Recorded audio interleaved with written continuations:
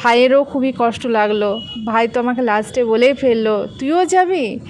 কিছু করার নেই, এত দূরে থাকি, আমাদের যোগাযোগ ব্যবস্থাটা এতটাই মানে প্রবলেমেটিক, তো তার কারণে আমি বাধ্য হয়ে বোনদের সাথেই বেরিয়ে পড়লাম। আর এই যে আমরা সবাই প্রথমবার যাচ্ছে আমাদের ছোটো টুটুল তার কি বলবো রেন্টের বাড়িতে।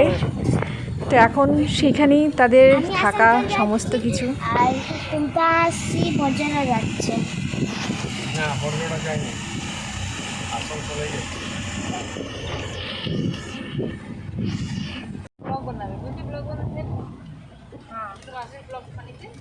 হ্যালো গাইস, আমি যাচ্ছি আসানসোল। আর আজ এখানে বৃষ্টি হচ্ছে।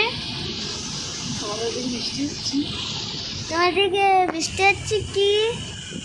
হ্যাঁ, ভীষণ আর কাছে ভীষণ বৃষ্টি হচ্ছে। আর আমরা কোথায় যাচ্ছি? আসানসোল। কালকে স্কুল আছে, কালকে আমার স্কুল আছে। আমার ভাইকেও নিয়ে যাচ্ছি। আমি আমার ভাইকেও নিয়ে যাচ্ছি। দেখো আমার মাসি কি করছে, গাড়িতে করে যাচ্ছি।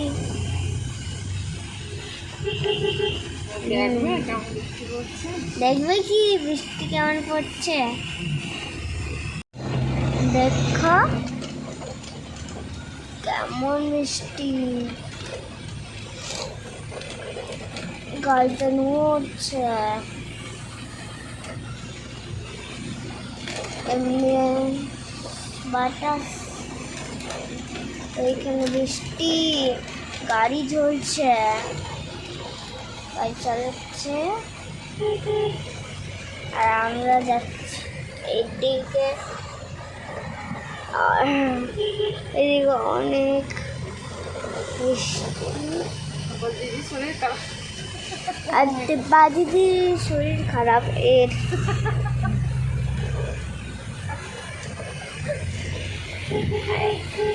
এখানে ইউনিকর্ন দেখতে পাচ্ছ, হ্যাঁ না?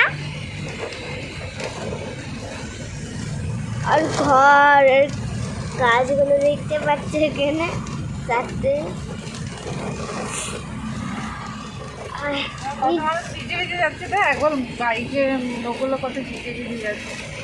বাইকে সবাই ভিজে ভিজে যাচ্ছে, এনজয় করছে, বৃষ্টি এনজয় করছে। হ্যাঁ হ্যাঁ, এখন স্টার্ট করবো এমনি ভাবছো মনে হয়। আর যে ইউনিকর্ন দেখছো না, ইউনিকর্ন ভালো লাগছে।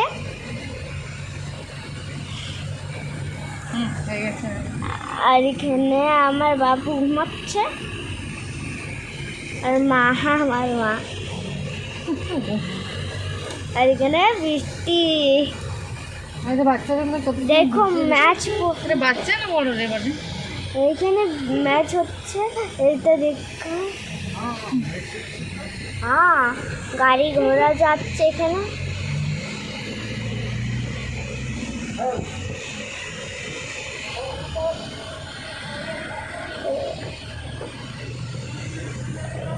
আজকে পুচকি মানে তিয়াশা সে আমার ব্লগটা করে দিচ্ছে, বেশ ভালোই করছিল।